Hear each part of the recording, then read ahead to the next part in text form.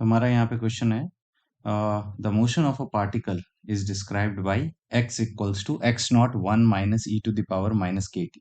तो यहाँ पे सबसे पहले हम इक्वेशन को फिर से लिख लेते हैं। x हमारा किसके इक्वल है? X not one minus E to the power minus के टी के इक्वल है। ठीक है, t is greater than zero. ठीक है, ऑब्वियसली। और एक्स नॉट हमारा जीरो से बड़ा है और के भी जीरो से बड़ा है। With what velocity does the particle start, मतलब इनडायरेक्टली वो ये पूछ रहे हैं कि पार्टिकल ने कैसे शुरू किया, व्हाट्स द वेलोसिटी। ठीक है, हमको इनिशियल वेलोसिटी निकालनी है यहाँ पे। तो सबसे पहले इनिशियल वेलोसिटी निकालने के लिए आपको टाइम की वैल्यू क्या होनी चाहिए? टाइम की वैल्यू जीरो होनी चाहिए। जब टी जीरो होगा तभी तो पार्टिकल ने स्टार्ट किया है। ठीक है, तो उस समय हमारी इनिशियल वेलोसिटी क्या होगी? यू। और वेलोसिटी का फॉर्मूला होता है हमारे पास D X by D T.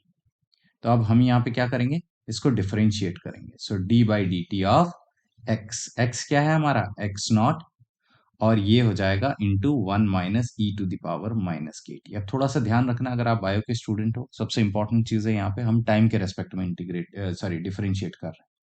अगर हम टाइम के रेस्पेक्ट में डिफरेंशिएट कर रहे हैं तो एक्स नॉट जो है हमारा वो कांस्टेंट होगा, उसको बाहर निकाल देते हैं। ठीक है, अब बचा हमारे पास differentiation D by D T of, क्या बच गया? वन माइनस ई की पावर माइनस के टी, बिकॉज यहाँ पे एक्स नॉट के बारे में कुछ कहा नहीं गया है, वो एम्पलीट्यूड होगा। ठीक है, तो कुछ कहा नहीं है तो हमने कांस्टेंट मान के इसको बाहर निकाल लिया। और यहाँ पे इसको लिख लेंगे हम एक्स नॉट, और सबसे पहले डी बाई डी टी किसका? वन का, minus D by D T किसका? ई टू दावर माइनस के टी का। अब थोड़ा सा इधर ध्यान रखना, ये एक डिफरेंशिएशन का फॉर्मूला है। अगर d to the by d x e to the power m x, इसका डिफरेंशिएशन हमेशा क्या होता है? M e to the power m x. मतलब यहाँ जो भी m है, कोई भी वैल्यू है, वो फ्रंट में आ जाएगी। जैसे d बाई डी एक्स अगर हम e की पावर 2x का निकालें तो 2 जो है हमारा फ्रंट में आ जाएगा और e की पावर 2x। ऐसा क्यों होता है? मैथ्स में आपको सीखने को मिलेगा डिफरेंशिएशन में, तो अभी हम उसमें नहीं जाएंगे।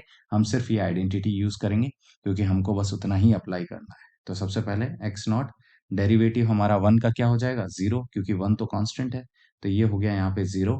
और यहाँ पे ये जो k है वो m का पार्ट प्ले कर रहा है, तो अगर आप इसको कंपेयर करो, x का प्ले कौन कर रहा है? t, और k जो है वो हमारा m है, तो ये हो जाएगा हमारा माइनस k और e की पावर सेम जो थी। ठीक है, मैं फिर से रिपीट कर देता हूँ, e की पावर mx, तो m आगे आ जाएगा, और e की पावर जो भी थी पहले एज इट इज। तो यहाँ पे हमारी पावर माइनस k है, तो माइनस k आगे आ गया।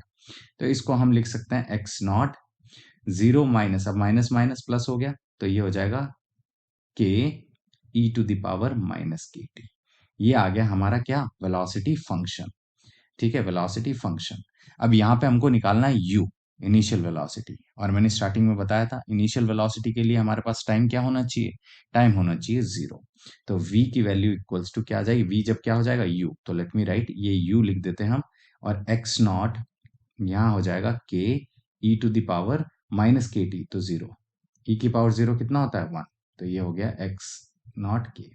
अगर आपको नहीं पता ई की पावर जीरो कैसे वन हुआ, किसी भी न्यूमेरिकल वैल्यू जिसकी पावर जीरो हो वो हमेशा वन होता है। ठीक है, except zero to the power zero, वो अनडिटरमाइंड फॉर्म है। ओके, किसी भी numerical value to the power zero is always one. So हमारा आंसर आ गया एक्स नॉट के। देख लेते हैं कोई ऑप्शन है? हाँ, ऑप्शन बी इसका करेक्ट आंसर है।